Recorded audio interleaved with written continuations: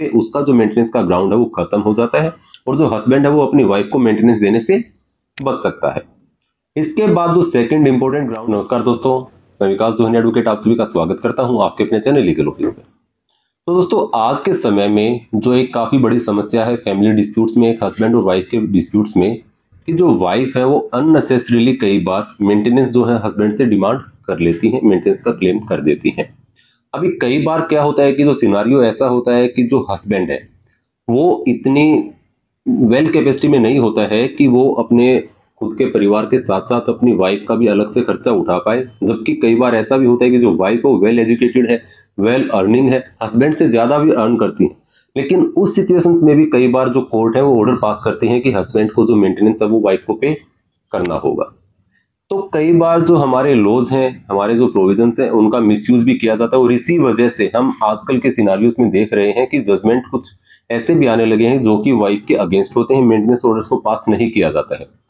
लेकिन जो हमारे कोर्ट हैं, जो हमारे लॉ हैं, उन्होंने इस चीज के लिए भी कुछ प्रोविजंस दिए हैं कि हस्बैंड किस किस सिचुएशंस में अपनी मेंटेनेंस की लायबिलिटी को अवॉइड कर सकता है, अपनी वाइफ को मेंटेनेंस देने से बच सकता है। तो देखिए, जो सबसे पहला ग्राउंड जो हमारे लॉ में दिया गया है according to section 125 of CrPC, अगर जो वाइफ है वो अडल्ट्री में है। अब अडल्ट्री क्या है? अडल्ट्री का सीधा सा मतलब है कि कोई भी वाइफ किसी भी अदर पर्सन के साथ, कोई भी थर्ड पर्सन के साथ इलिसिट रिलेशनशिप्स में है तो उसे हम अडल्ट्री बोलते हैं। अब देखिए, पहले क्या था कि जो अडल्ट्री है वो एक पीनल प्रोविजन भी था according to Indian penal code, लेकिन सुप्रीम कोर्ट की जजमेंट्स के बाद इस प्रोविजन को पीनल नहीं रखा गया है, वहां से इस प्रोविजन को खत्म कर दिया गया है। लेकिन जो हमारी सीआरपीसी है सेक्शन 125 है, उसमें से मेंटेनेंस के ग्राउंड में से इस प्रोविजन को नहीं हटाया गया है। यानी कि अगर कोई वाइफ अडल्ट्री में है और वो अपने हस्बैंड बाद, जो सेकंड इंपॉर्टेंट ग्राउंड है दैट इज रीमैरिज। यानी कि वाइफ जो है वो दूसरी शादी कर ले।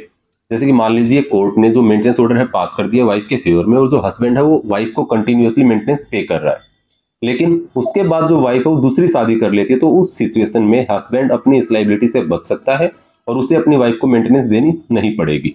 अब देखिए, यहाँ पे क्या है कि अगर हस्बैंड दूसरी शादी कर ले तो वो उस लायबिलिटी से नहीं बच सकता है, क्योंकि उसके ऊपर एक लायबिलिटी है, उसके ऊपर एक जिम्मेदारी है कि उसको अपनी जो वाइफ है उसका खर्चा उसे ही उठाना है, उसकी जो भरण पोषण है उसका सारा का सारा अपने जो भी हस्बैंड है उसको ही देखना है। तो अगर वो दूसरी शादी कर रहा है तो वो उसकी ही लायबिलिटी है, वहां से वो अपनी फर्स्ट वाइफ की लायबिलिटी से नहीं बच सकता है। अब इसके बाद जो थर्ड ग्राउंड है दैट इज डिजर्शन। अब डिजर्शन के सिनारियो में क्या होता है कि डिजर्शन क्या है? डिजर्शन का सीधा सा मतलब है एक किसी दूसरे पर्सन को डिजर्ट कर देना। यानी कि हस्बैंड और वाइफ में से अगर कोई भी, देखिए दोनों पे इक्वली अप्लीकेबल है, अगर दोनों में से कोई भी, जैसे फॉर एग्जांपल अगर हस्बैंड है वो अपने वाइफ की कंपनी को छोड़कर कहीं और चला जाए, यानी कि अपना घर छोड़ दे, अपनी वाइफ को छोड़ दे और कहीं और जाके रहना शुरू कर दे, तो उसे भी हम डिजर्शन कहते हैं। और यही सेम चीज है अगर वाइफ अपनी मर्जी से बिना किसी रीजनेबल ग्राउंड के हस्बैंड का घर छोड़ दे, हस्बैंड को छोड़ दे और कहीं और जाकर रहना शुरू कर दे, तो उसे भी हम डिजर्शन बोलते हैं। और इस डिजर्शन के ग्राउंड पे अगर वाइफ ने ऐसा बिना किसी रीजनेबल ग्राउंड के किया है, यानी कि उसके पास कोई भी सॉलिड ग्राउंड नहीं है कि उसने क्यों अपने हस्बैंड की कंपनी को डिजर्ट किया है, तो उस सिचुएशन में भी जो हस्बैंड है वो इसकी मेंटेनेंस की लायबिलिटी से बच सकता है, यानी कि अपनी पत्नी को खर्चा देने से बच सकता है।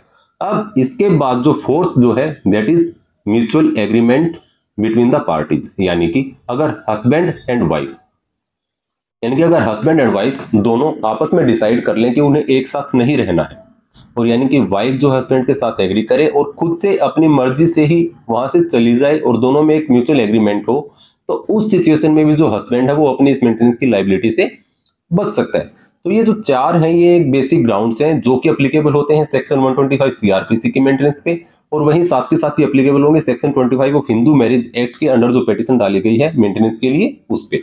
तो सिर्फ इन दोनों ग्राउंड्स पे ही एप्लीकेबल है। तो यहीं पे एक सेक्शन 24 हिंदू मैरिज एक्ट की भी जो पिटीशन है वो आती है, तो वहां पे ये ग्राउंड्स एप्लीकेबल नहीं है।